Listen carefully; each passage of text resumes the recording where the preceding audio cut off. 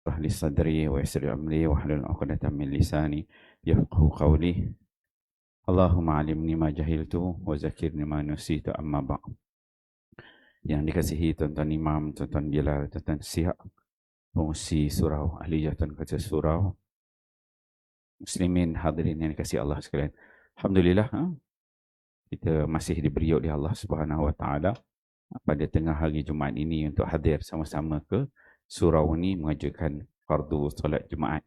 Moga-moga Allah Subhanahu Wa Taala memberikan kepada kita kerahmatan, keampunan dan juga Allah memberikan kepada kita kelebihan-kelebihan yang ada pada hari Jumaat. InsyaAllah pada tengah hari ini saya akan menyambung bacaan. Saya menggunakan sebuah kitab Tahzib Mauziatul Mukminin pada hari Jumaat, Tazkirah Jumaat. Yang ini merupakan sebahagian daripada kitab Ihya Ulumuddin, disebut sebagai bimbingan mencapai darjat mukmin. Dan saya membicarakan tajuk keutamaan Jumaat. Keutamaan Jumaat dan adab-adabnya.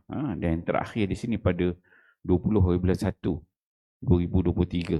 Tahun lepas rupanya dah setahun. Last saya baca tazkirah ni di sini. Dan insyaAllah pada tengah hari ini kita akan sambung melihat apakah perbincangan yang dibawa oleh Al-Imam Al-Ghazali berkaitan keutamaan Jumaat dan juga adab-adabnya. Setelah Al-Imam Al-Ghazali membawakan ayat Quran dan juga hadis-hadis Nabi SAW berkaitan dengan adab-adab, berkaitan dengan Jumaat, maka Al-Imam Al-Ghazali dia membawakan beberapa masalah dalam kita melakukan solat Jumaat.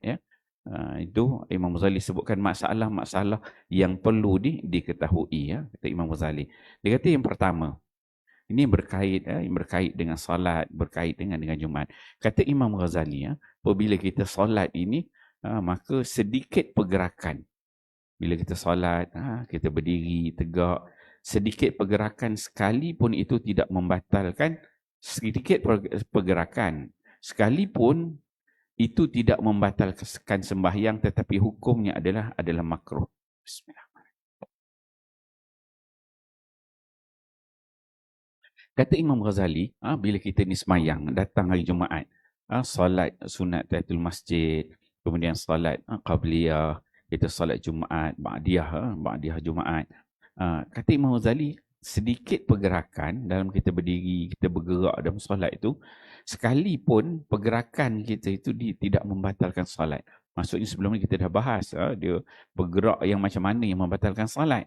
Sehingga ada beberapa rukun yang dilanggar, kan, pergerakan yang berterusan.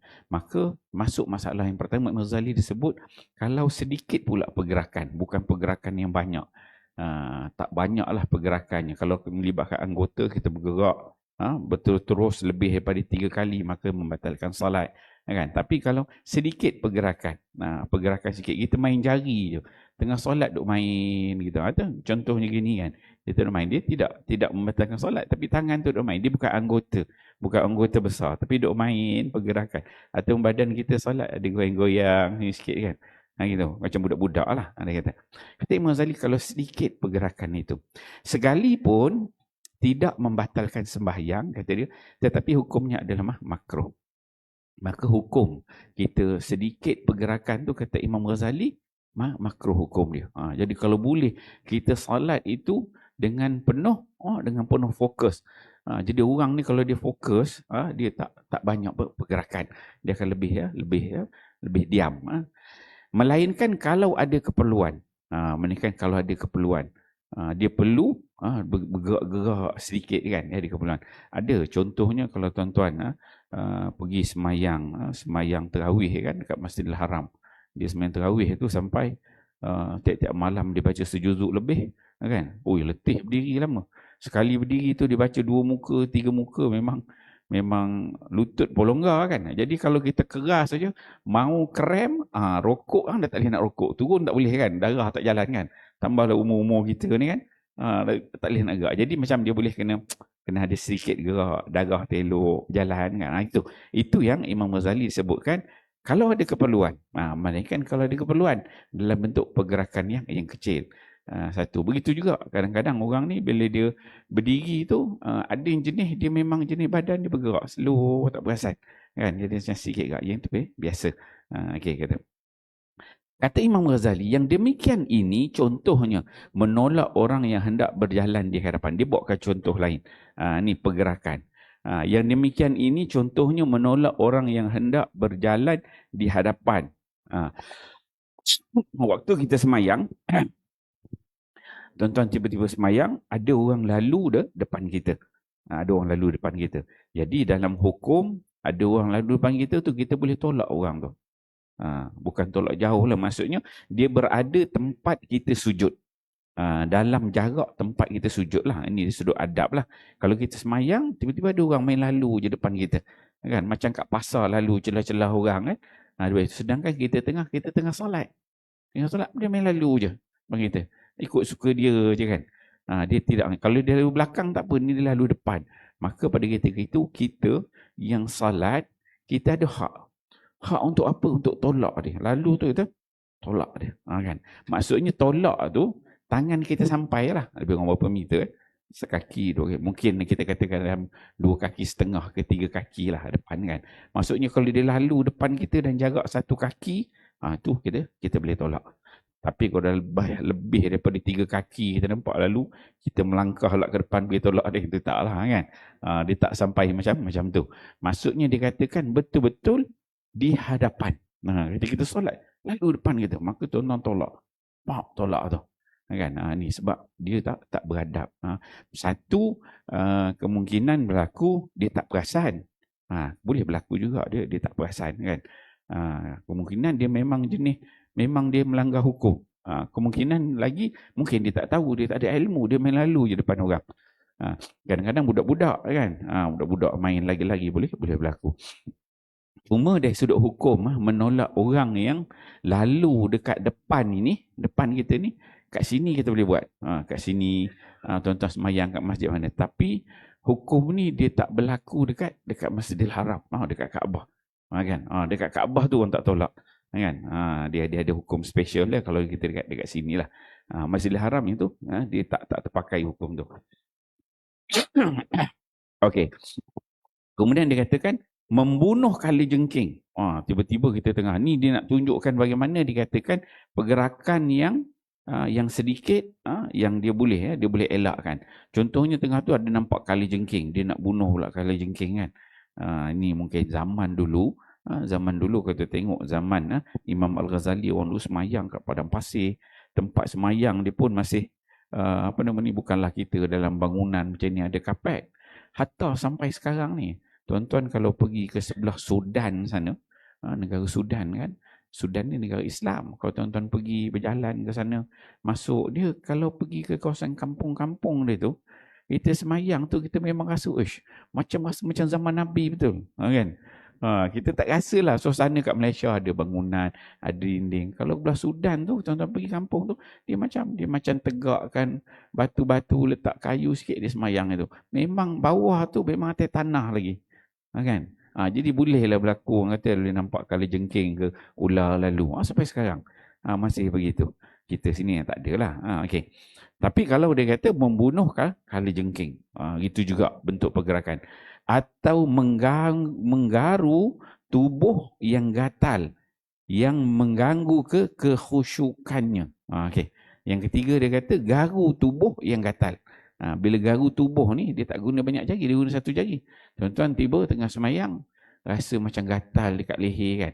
Maka kita letak tangan sini, kita pun ambil tangan, kita gerakkan. Satu pergerakan dia. Maksudnya, anggota pergerakan satu, zap, gitu, kan. Okay.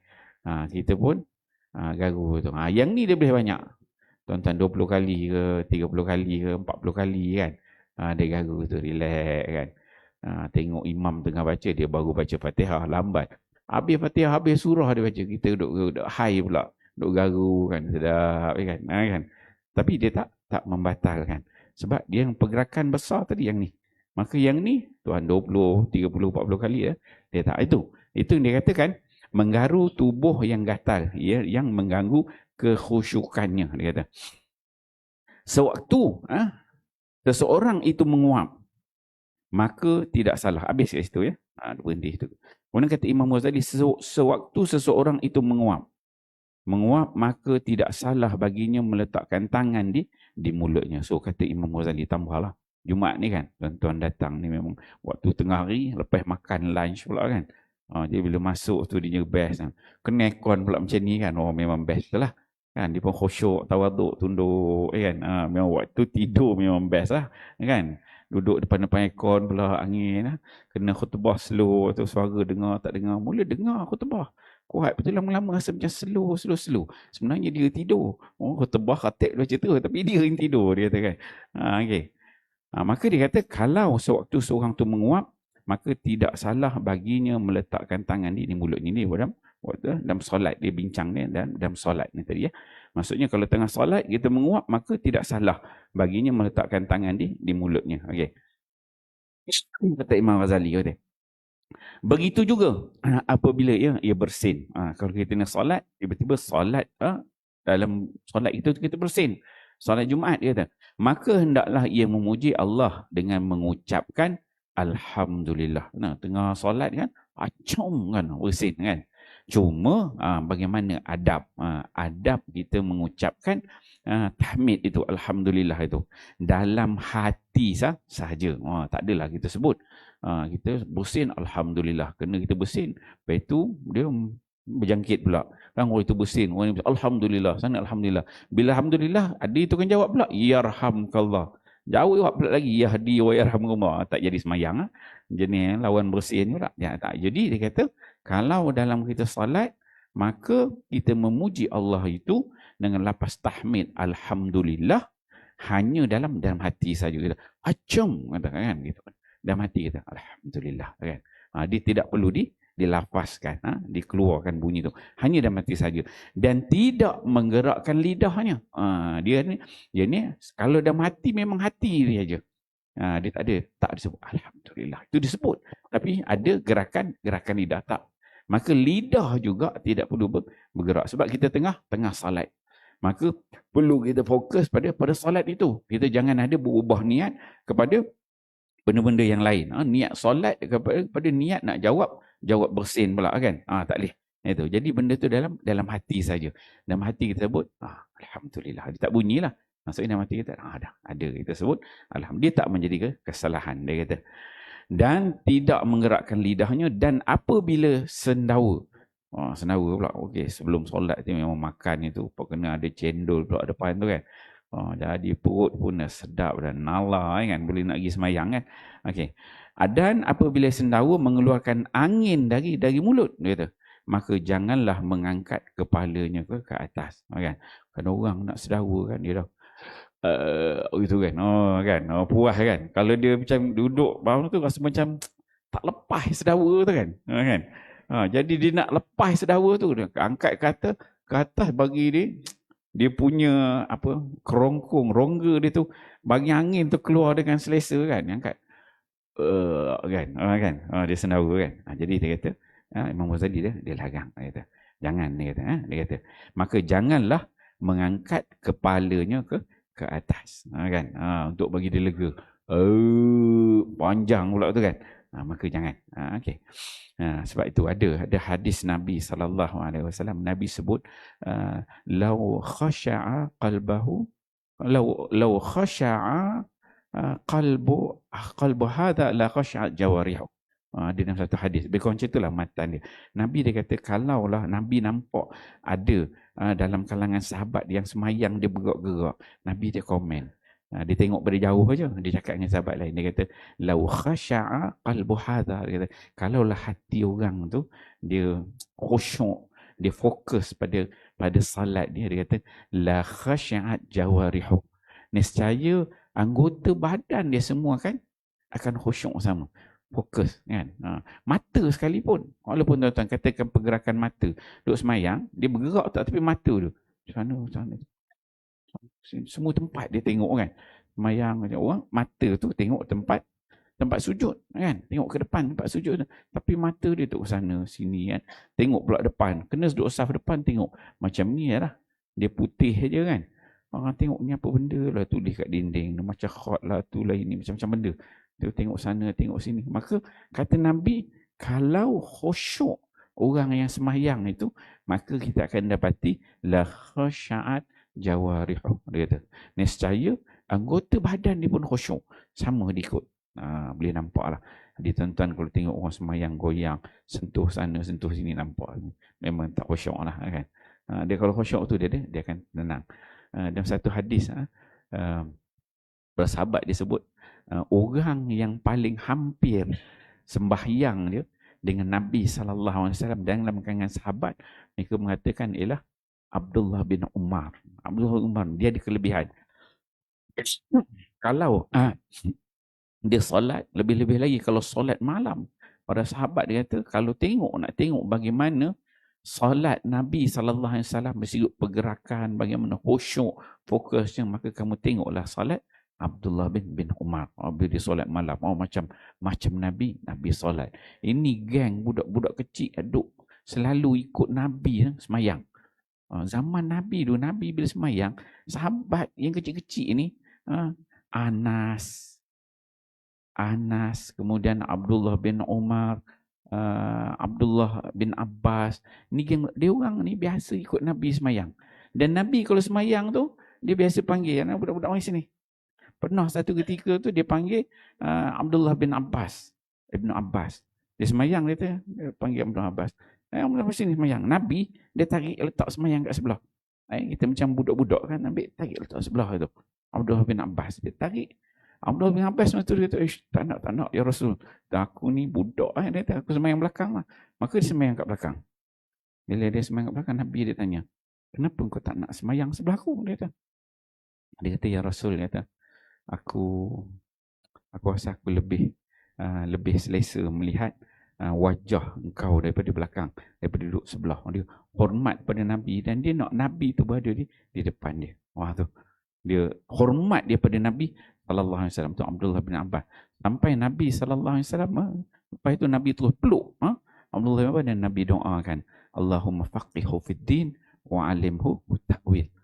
Ya Allah, faqihkanlah, cerdikkan dia dalam urusan agama dan juga wa'allimhu ta'wil, dan ajarkanlah kepada Abdullah bin Abbas itu akan takwilan sesuatu. Jadi para sahabat ni ada yang kalangan budak-budak kecil duduk dengan Nabi dan ikut apa yang Nabi buat so itu masalah yang pertama yang berkait dengan dari sudut pergerakan, kata Imam Ghazali. Dia kata, walaupun asasnya bergerak itu yang sedikit itu dia tidak sampai membatalkan salat, tetapi kata Imam Ghazali hukumnya adalah makruh.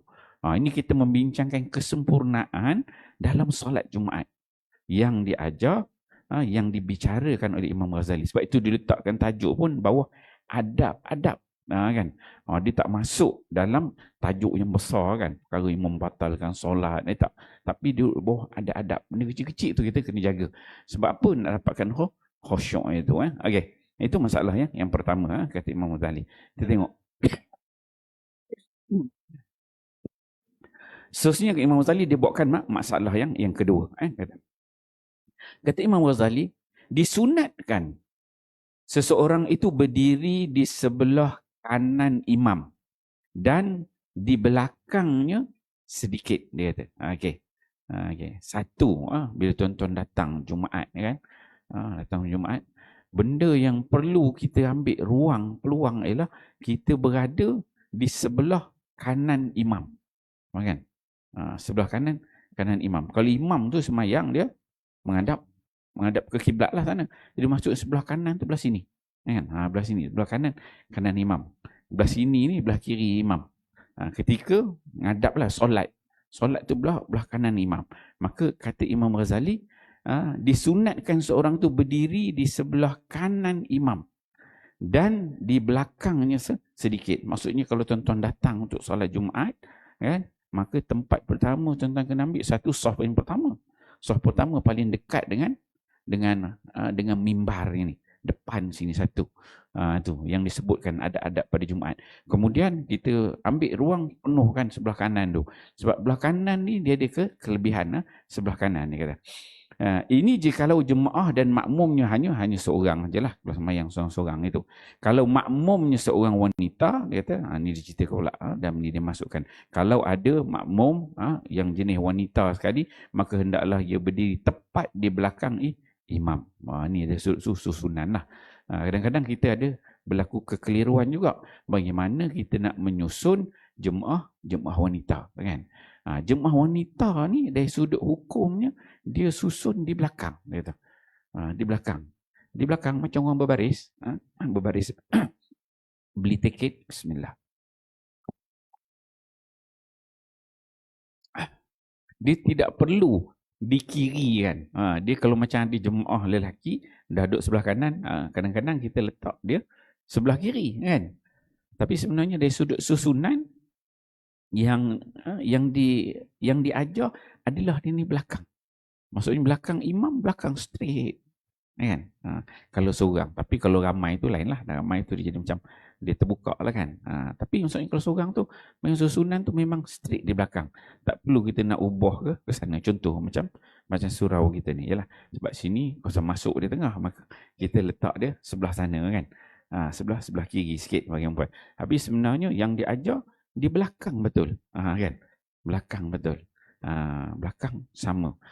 Cuma bolehlah nak ke kiri. Tapi di bahagian belakang. Okey. Dia kata, maka hendaklah ia berdiri tepat di belakang imam. Jikalau makmumnya 2 orang, seorang lelaki dan seorang perempuan, maka yang lelaki di sebelah kanan imam, sebagaimana di atas, dan wanita itu di belakang makmum lelaki tadi. Okey. Kalau kita sembahyang seorang, ada 2 orang, makmum, seorang lelaki, seorang perempuan. So, imam satu, belah kanan dia ada makmum lelaki rapat dengan imam. Dan jemaah yang perempuan nak letak ke mana? Adakah dia letak sebelah kiri? Tak. Dia kata belakang makmum yang satu tadi tu. Maksudnya seorang sini imam, ini makmum, dia rapat dengan imam, maka yang perempuan letak belakang sini. Kan? Kadang-kadang kita ada letak ke sebelah kiri kan? Tak.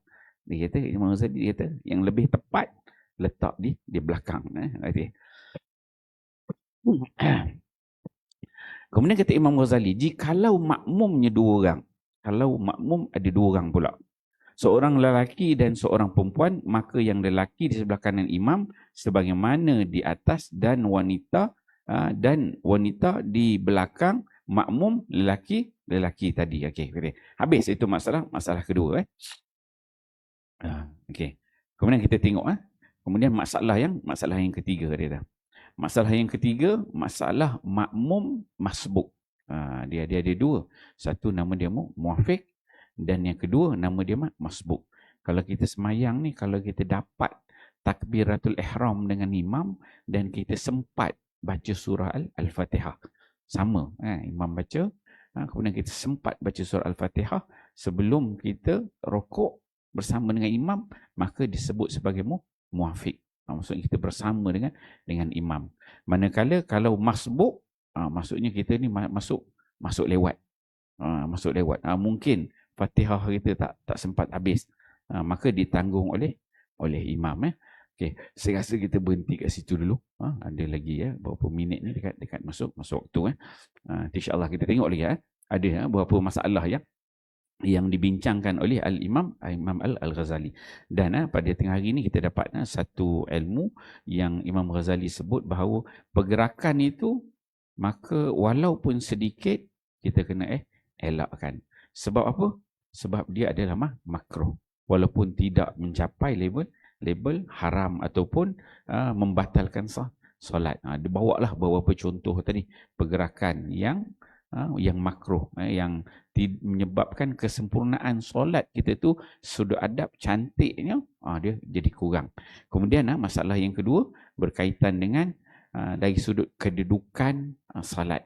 Dudukan solat bila satu makmum, ada 2 orang makmum, dan kalau sebaiknya kita pilih ambil sebelah kanan kalau khutbah itu dekat depan daripada mimbar ini, dan kita penuhkan sebelah kanan itu dulu.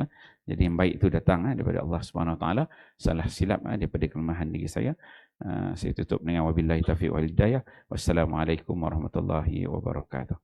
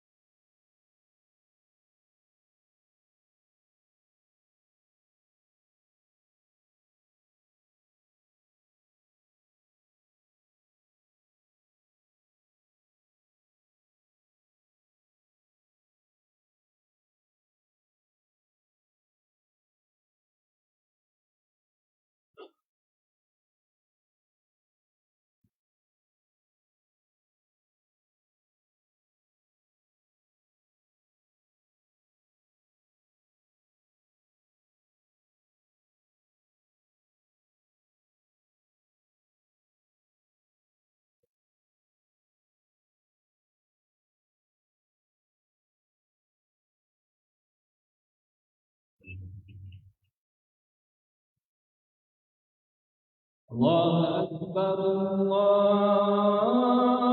الله أكبر الله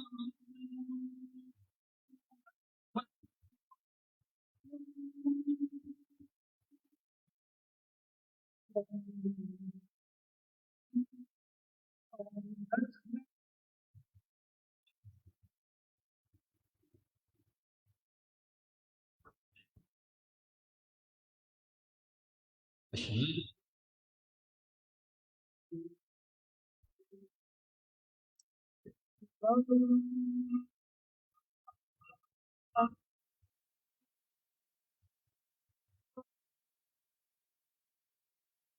أشهد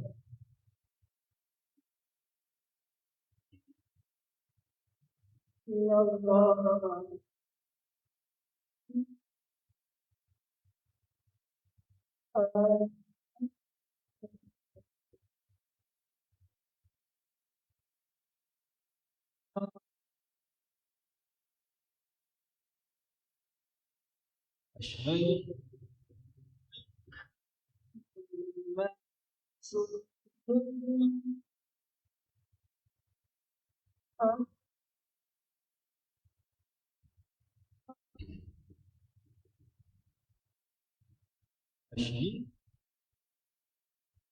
أشهد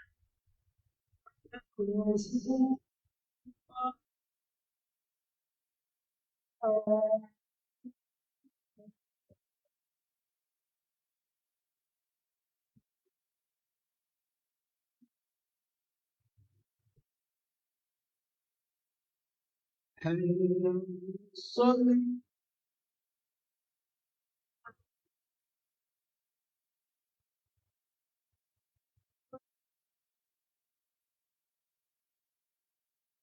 حي الصلاة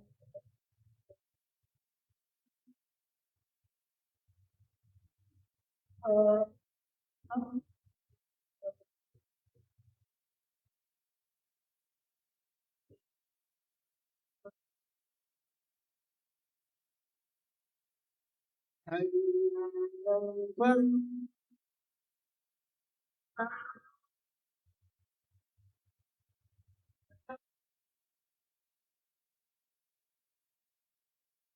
حي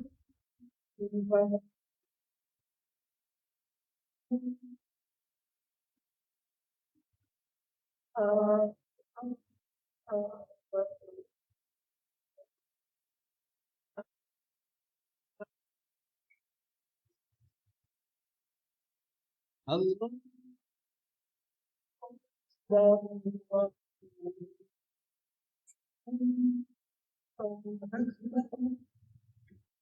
lam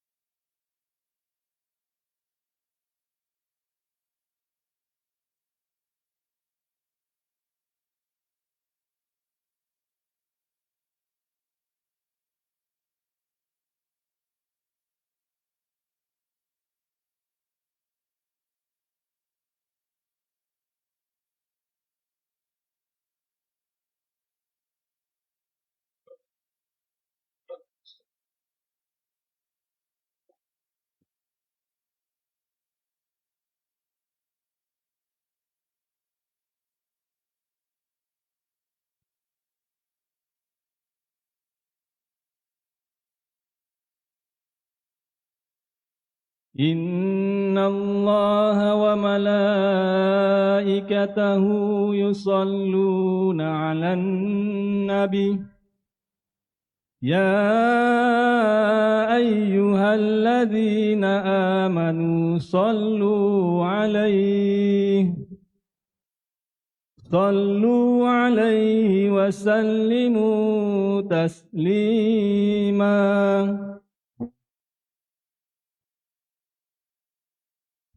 Assalamualaikum warahmatullahi wabarakatuh. الله أكبر الله أكبر الله أكبر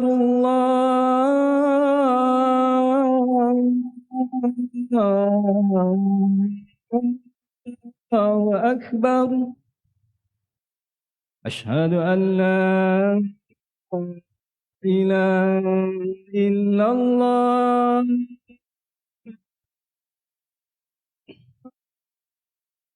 أشهد أن لا إله إلا الله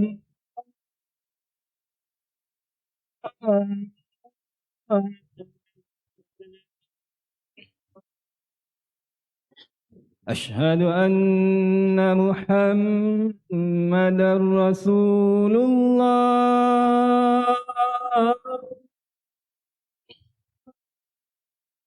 أشهد أن محمدا رسول الله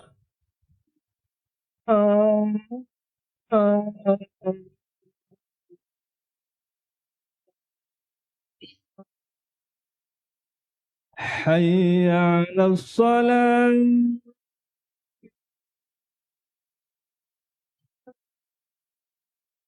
حي على الصلاة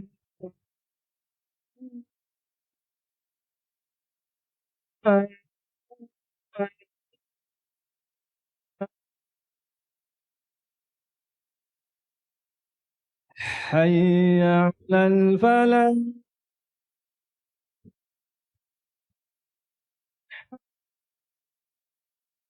حي على الفلاح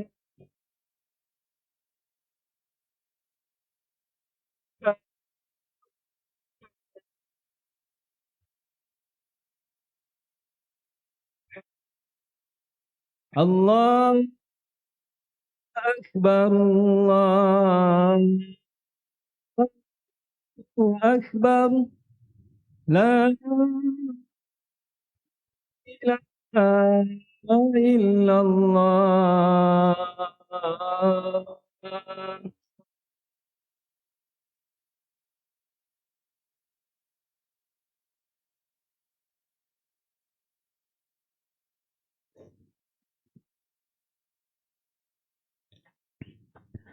Alhamdulillah. Alhamdulillahil qail. Innama ya'muru masajidallah man amana billahi wal yawmil akhir wa aqama as-salata wa ata az-zakah wa lam yakhsha illa Allah fa'asa ulaika ay yakunu minal muhtadin. Asyhadu an la ilaha illallah wahdahu la syarika lah wa asyhadu anna Muhammadan abduhu wa rasuluh.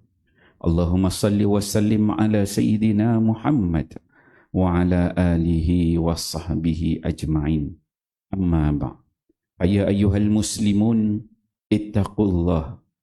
Usikum wa iyaya bitaqwallah. Faqad fazal muttaqun.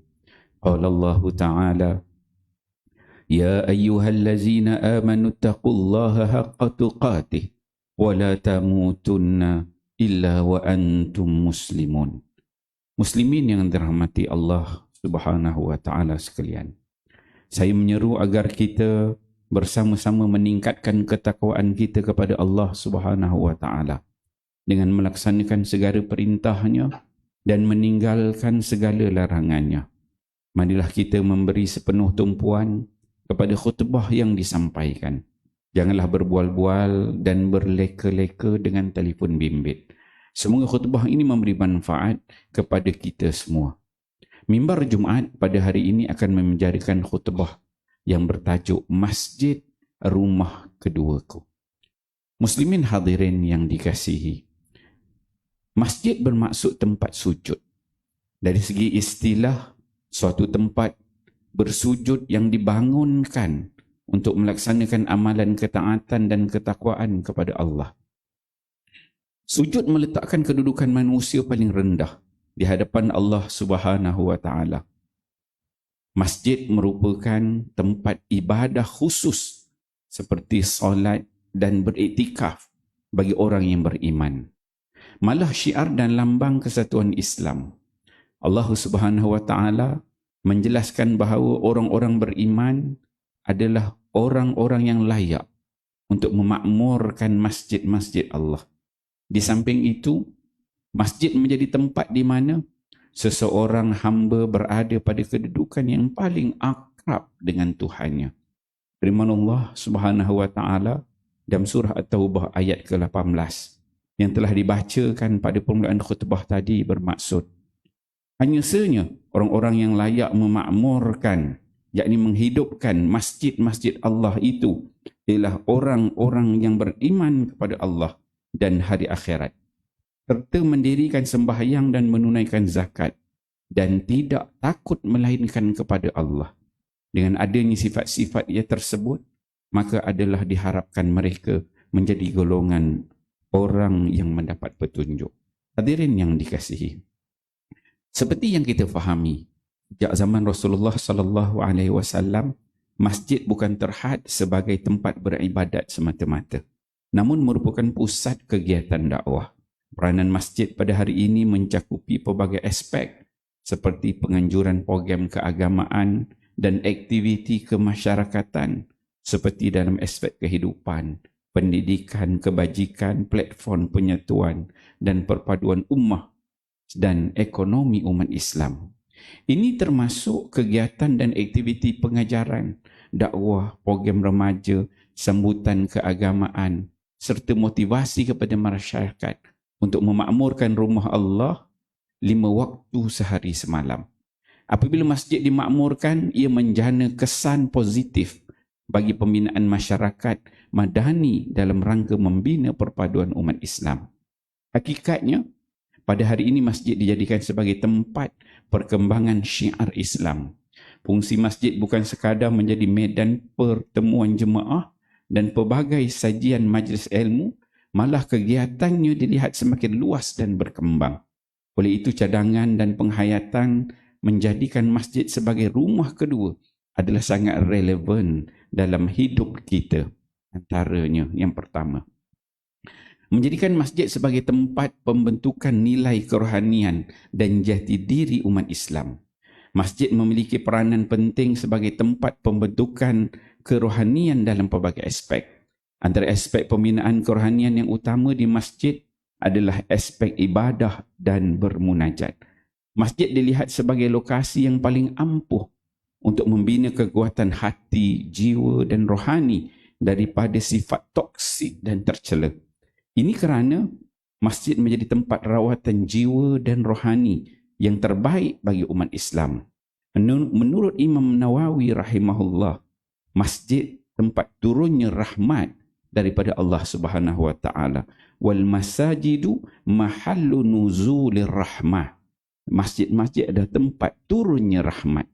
Melihat kepada generasi salafus saleh apabila menghadapi sesuatu masalah, kebimbangan dan cabaran, mereka akan bergegas mencari masjid sebagai tempat perlindungan dan penyelesaian serta mengadu hal yang dihadapi kepada Yang Maha Kuasa.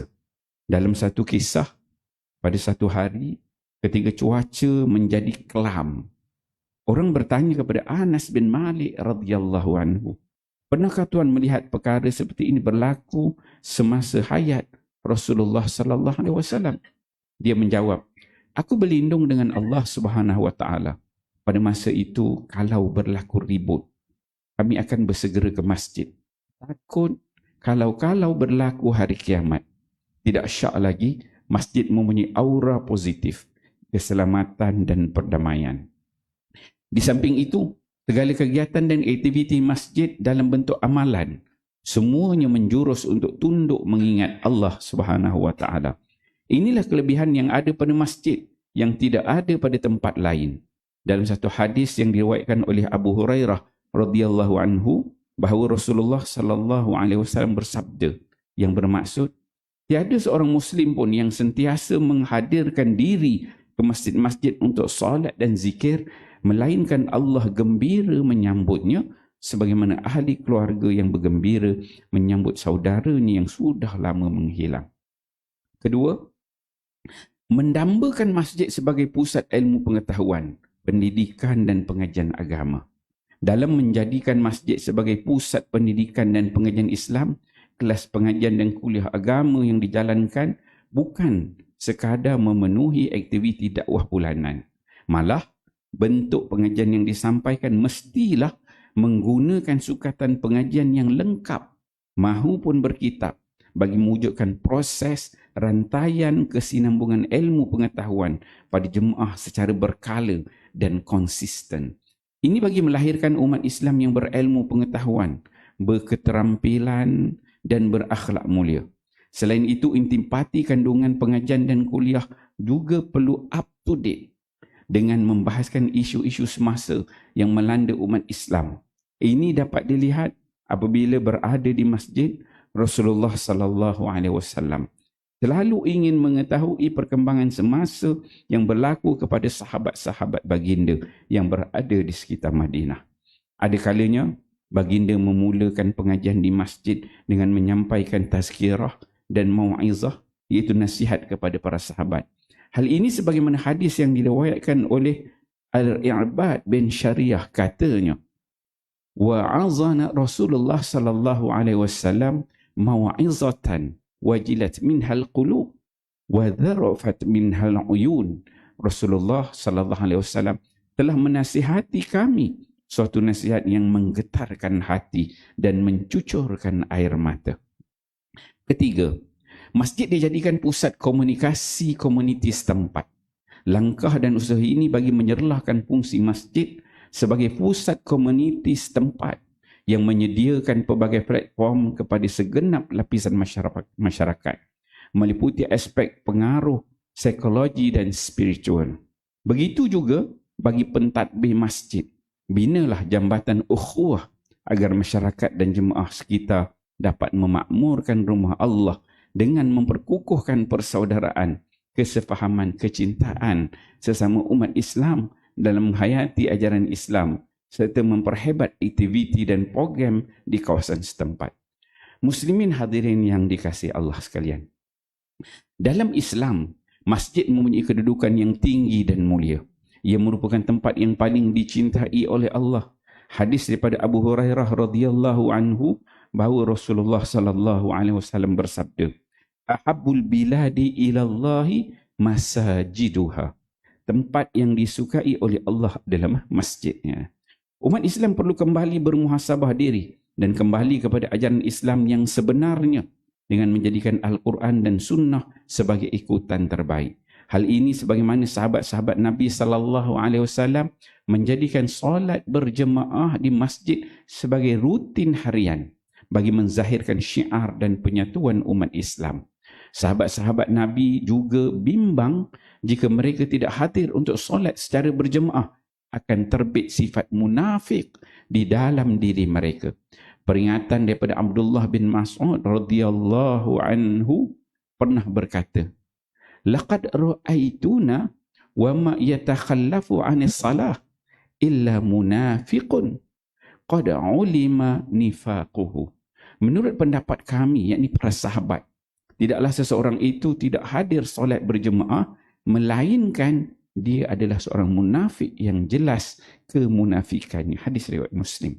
Oleh itu, setiap individu Muslim perlu menjadikan masjid sebagai rumah keduanya dengan melazimkan diri untuk hadir melaksanakan solat 5 waktu dan menghadiri majlis-majlis ilmu yang dianjurkan. Memakmurkan masjid adalah salah satu tanda iman dan penyebab cinta Allah. Di samping itu, didik anak-anak untuk mencintai rumah Allah dengan membawa anak-anak melazimi solat berjemaah pada setiap waktu yang terluang. Selain itu, jadilah hamba yang hatinya sering teringat dan terpaut kepada masjid, terpaut dengan kemesraan dan keikhlasan jemaah, terpaut dengan pengajian dan aktiviti serta program yang dapat membugarkan hati dan jiwa serta mempunyai nilai tambah kepada ilmu dan ukhuwah. Setiap Muslim dan masyarakat setempat harus berperanan dalam memakmurkan masjid, kerana memelihara dan memakmurkan rumah Allah itu adalah bukti kita mensyukuri nikmat Allah. Marilah kita berazam dan bertekad menjadikan masjid sebagai rumah kedua agar hidup sentiasa diberkati dan dirahmati. Kerana orang yang memakmurkan masjid itu adalah orang yang benar-benar beriman kepada Allah Subhanahu Wa Taala.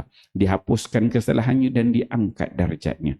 Hadis daripada Abu Hurairah radhiyallahu anhu bahawa Rasulullah sallallahu alaihi wasallam bersabda, "Man tatahhara fi baitihi summa masya ila baitin min buyutillah liyaqdiya faridatan min faraidillah kanat khutuwatuhu ihdahuma tahuttu khati'ah wal ukhra tarfa'u darajah." Sesiapa yang bersuci di rumahnya kemudian berjalan ke salah satu rumah Allah, yakni masjid, untuk melaksanakan kewajipan yang Allah tetapkan, maka kedua langkahnya, yang satu menghapuskan kesalahan dan satu lagi meninggikan darjat dia. Hadis daripada Abu Sa'id Al-Khudri radhiyallahu anhu bahawa Rasulullah bersabda, "Idza ra'aitumur rajula ya'tadul masajida fashhadu lahu bil iman." Apabila kamu melihat orang yang biasa selalu ke masjid, maka naik saksilah bahawa orang itu adalah orang yang beriman. Hadirin yang dikasihi Allah sekalian, kesimpulan khutbah yang dapat kita ambil pengajarannya pada hari ini ialah, pertama, umat Islam hendaklah meyakini bahawa masjid adalah tempat ibadat dan menjana ketakwaan. Kedua, umat Islam perlu menjadikan masjid sebagai wadah penyatuan umat Islam serta menghidupkan peranan masjid dengan segala program dan aktiviti keagamaan. Dan ketiga, umat Islam sewajarnya menjadikan masjid sebagai tempat pembentukan nilai kerohanian dan jati diri umat Islam. Auzubillahi minasyaitanirrajim. Fi buyutin azinallahu an turfa'a wa yudhkara fi hasmuhu yusabbihu lahu fiha bil ghuduwi wal asal. Nur hidayah petunjuk Allah itu bersinar dengan nyatanya, terutama sekali di rumah-rumah ibadat yang diperintahkan oleh Allah supaya dimuliakan keadaannya dan disebut serta diperingat nama Allah padanya. Di situ juga dikerjakan ibadat mensuci dan memuji Allah pada waktu pagi dan petang. Surah An-Nur ayat 36. Barakallahu li wa lakum fil Qur'anil azim wa naf'ani wa iyyakum bima fihi minal ayati wa dzikril hakim wa taqabbal minni wa minkum tilawatah innahu huwas samiul alim. أقول قولي هذا وأستغفر الله العظيم لي ولكم ولسائر المسلمين والمسلمات فاستغفروه إنه هو الغفور الرحيم. اللهم إنا نسألك بحرمة هذا اليوم المبارك أن تكشف عنا كربتنا وأن تغفر لنا ذنوبنا وأن ترزقنا من حيث لا نحتسب برحمتك يا أرحم الراحمين والحمد لله رب العالمين.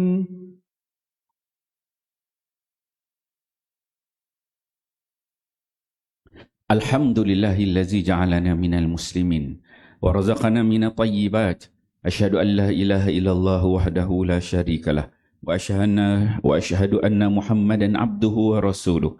اللهم صل وسلم وبارك على سيدنا محمد وعلى آله وصحبه ومن تبعهم بإحسان إلى يوم الدين. أما بعد فيا عباد الله اتقوا الله أوصيكم وإياي بتقوى الله فقد فاز المتقون.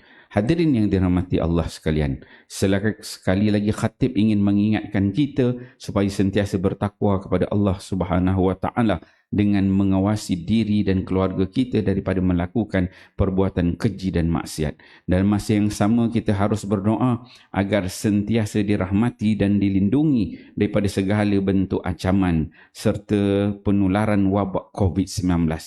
Umat Islam dinasihatkan terus berhati-hati dan menjaga keselamatan diri persekitaran dengan penuh mematuhi SOP yang ditetapkan bagi mengelakkan penularan. Innallaha wa malaikatahu yusalluna 'alan nabi ya ayyuhallazina amanu sallu 'alaihi wa sallimu taslima.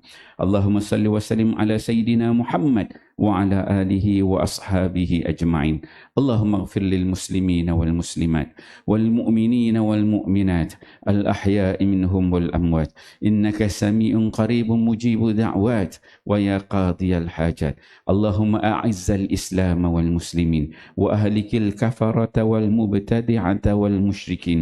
اللهم إنا نسألك ونتوسل إليك بنبيك الأمين ونسألك بأسمائك الحسنى وصفاتك العظمى أن تحفظ بعين عنايتك الربانية وبحفظ الوقايتك الصمدانية جلالة ملكنا المعظم سلطان سلانغور سلطان شرف الدين إدريس شاه الحج ابن المرحوم سلطان صلاح الدين عبد العزيز شاه الحج.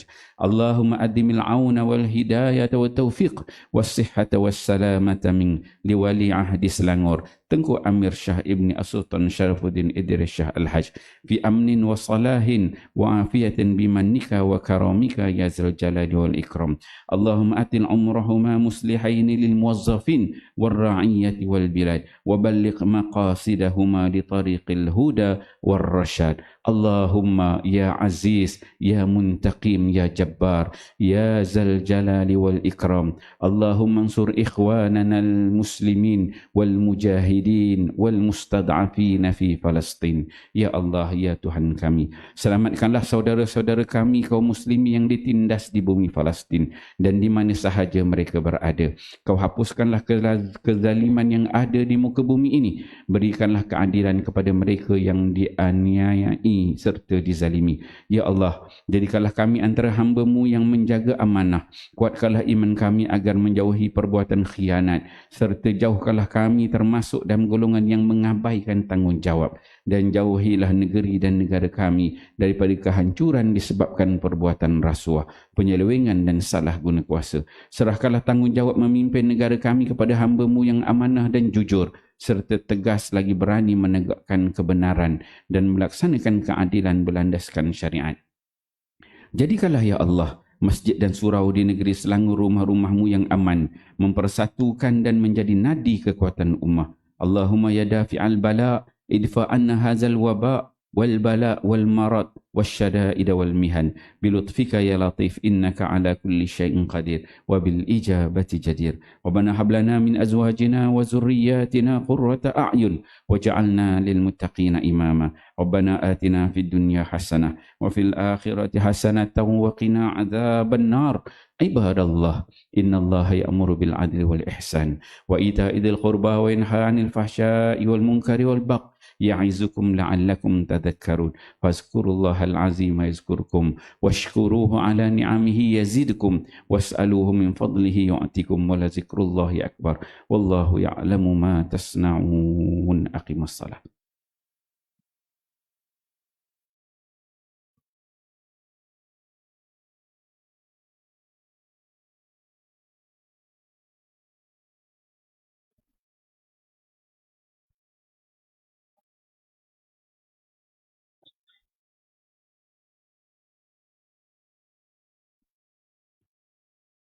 الله أكبر الله أكبر أشهد أن لا إله إلا الله أشهد أن محمدا رسول الله حي على الصلاة حي على الفلاح قد قامت الصلاة قد قامت الصلاة.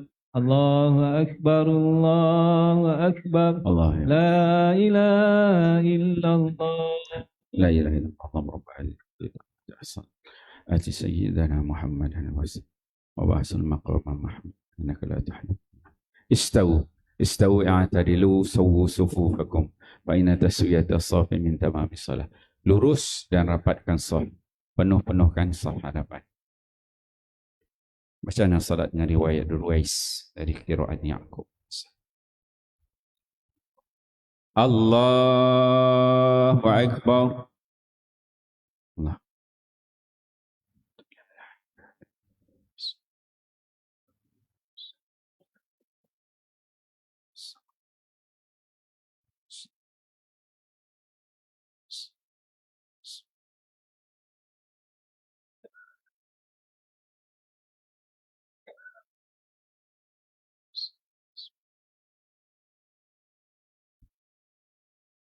بسم الله الرحمن الرحيم الحمد لله رب العالمين الرحمن الرحيم مالك يوم الدين إياك نعبد وإياك نستعين اهدنا الصراط المستقيم صراط الذين أنعمت عليهم غير المغضوب عليهم ولا الضالين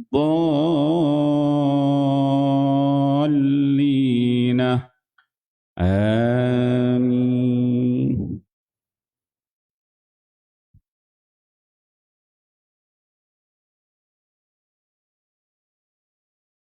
بسم الله الرحمن الرحيم قل أعوذ برب الفلق من شر ما خلق ومن شر غاسق إذا وقب ومن شر النافثات في العقد ومن شر حاسد إذا حسد. الله أكبر.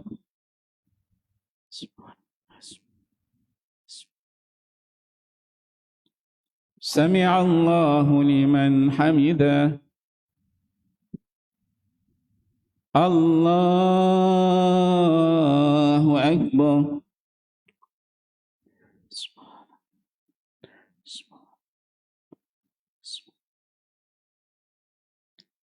الله أكبر.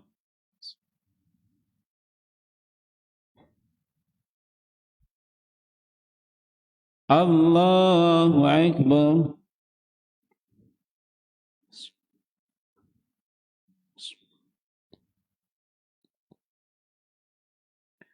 الله أكبر. بسم الله الرحمن الرحيم الحمد لله رب العالمين الرحمن الرحيم مالك يوم الدين إياك نعبد وإياك نستعين اهدنا الصراط المستقيم صراط الذين أنعمت عليهم غير المغضوب عليهم ولا الضالين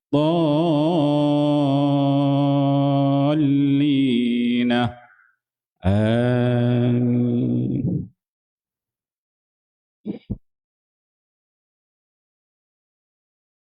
بسم الله الرحمن الرحيم قل أعوذ برب الناس ملك الناس إله الناس من شر الوسواس الخناس الذي يوسوس في صدور الناس من الجنة والناس. الله أكبر.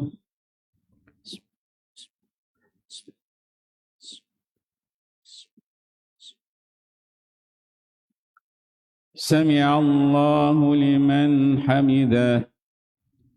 اللهم إنا نجعلك في نحور أعدائنا ونعوذ بك من شرورهم. اللهم بدد شملهم وفرق جمعهم وشتت كلمتهم وزلزل أقدامهم وسلط عليهم كلبا من كلابك يا قهار يا جبار يا منتقم يا الله. اللهم يا منزل الكتاب ويا مجري السحاب ويا هازم الأحزاب اهزمهم وانصرنا عليهم. وصلى الله على سيدنا محمد وعلى آله وصحبه وبارك وسلم. الله أكبر.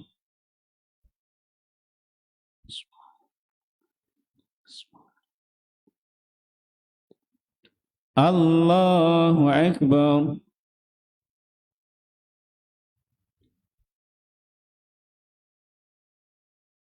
الله أكبر.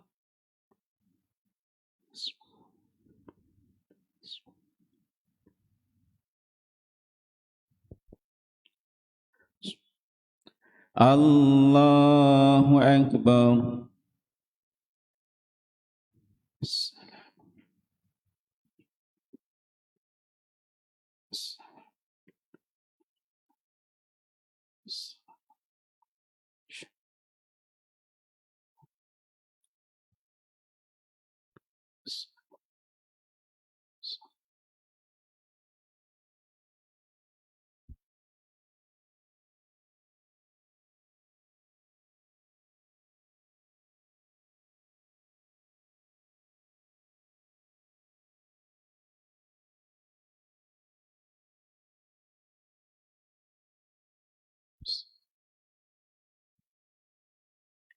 السلام عليكم ورحمة الله.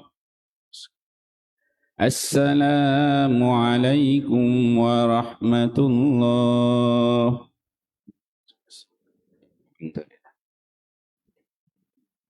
استغفر الله العظيم الذي لا إله إلا هو. استغفر الله العظيم الذي لا إله إلا هو. استغفر الله العظيم الذي لا إله إلا هو. اللهم أنت السلام ومنك السلام وإليك يعود السلام. فهينا ربنا بالسلام ودخلنا الجنة دار السلام. تبارك ربنا وتعاليت يا ذا الجلال والإكرام. أعوذ بالله من الشيطان الرجيم. بسم الله الرحمن الرحيم. الحمد لله رب العالمين الرحمن الرحيم مالك يوم الدين. إياك نعبد وإياك نستعين. اهدنا الصراط المستقيم صراط الذين أنعمت عليهم غير المغضوب عليهم ولا الضالين. أعوذ بالله من الشيطان الرجيم. بسم الله الرحمن الرحيم. الحمد لله رب العالمين والصلاة والسلام على أشرف الأنبياء والمرسلين وعلى آله وصحبه أجمعين. اللهم اغفر لنا ذنوبنا ولوالدينا وارحمهم كما ربونا صغارا. اللهم ربنا هب لنا من أزواجنا وذرياتنا قرة أعين واجعلنا للمتقين إماما. ربنا آتنا في الدنيا حسنة وفي الآخرة حسنة وقنا عذاب النار. اللهم اختم لنا بحسن الخاتمة ولا تختم علينا يا الله بسوء الخاتمة. وصلى الله على سيدنا محمد وعلى آله وصحبه وسلم والحمد لله رب العالمين. تقبل الله منكم منا ومنكم تقبل يا صلى الله على محمد صلى الله عليه وسلم. صلى الله على محمد.